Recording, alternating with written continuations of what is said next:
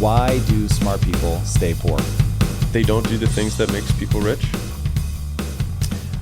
And I think they probably convince themselves that they're smarter than they are. And so if you were smart, then you would be rich. And so then it follows that there's probably a series of traits of behavior that you don't do, either because you think you're above them, or you don't know about them. So either it's a declarative knowledge deficit, meaning you don't know about the thing, which has nothing to do with the intelligence. Like if somebody eats a banana, and they're from a different country and they just eat it through the skin, it doesn't mean that they're stupid. It means they're ignorant, which is very different. That's a declarative deficit. Then there's procedural deficits, which is knowing how to.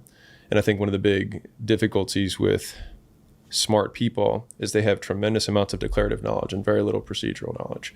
And so it's like saying you read a book on how to do a private equity deal and you know everything that has to happen, but you've never done a private equity deal.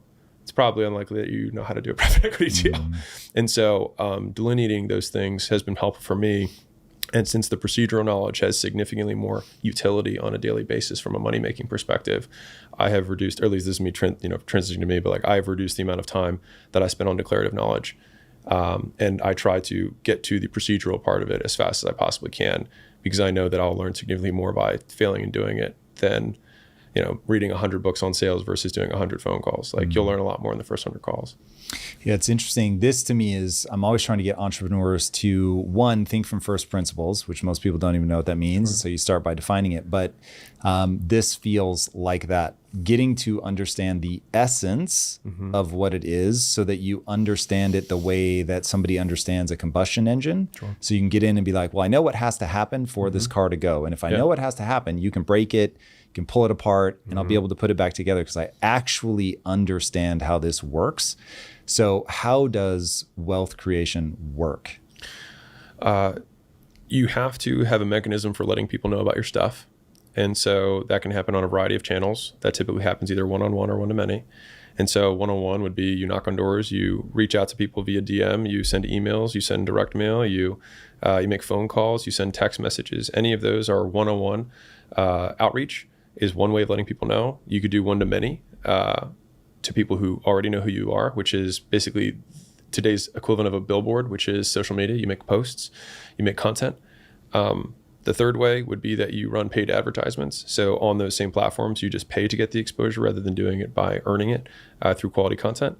And then the kind of like the door four would be using those three methods to then get someone who already has the type of person that you want to advertise to, and structuring some sort of deal with them. But you'd still need to reach out to them one-on-one. You'd have to make content to attract them, or you'd have to run an ad to get to that person. So these are the core things that someone must do to promote whatever they have. Because if we think about it from what must occur in order for a transaction to happen, well, people have to know that you exist or that your product exists. No one can buy something without knowing it exists.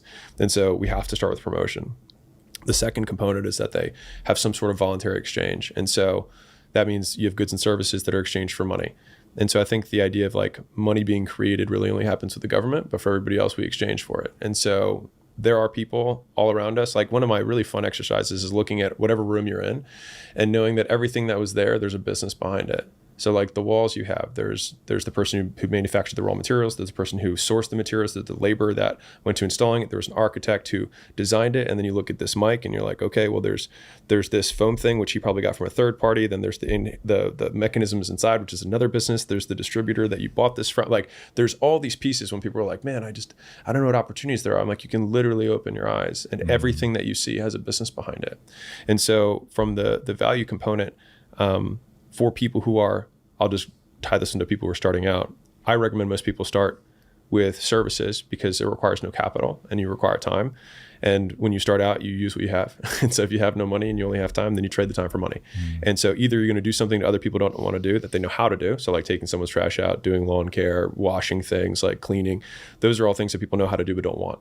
Then the second level of that is doing things that people don't want to do or know how to do. And obviously that's knowledge work, which you get. The amount that you can get paid is predicated on the value that whatever that skill deficiency is to the other person.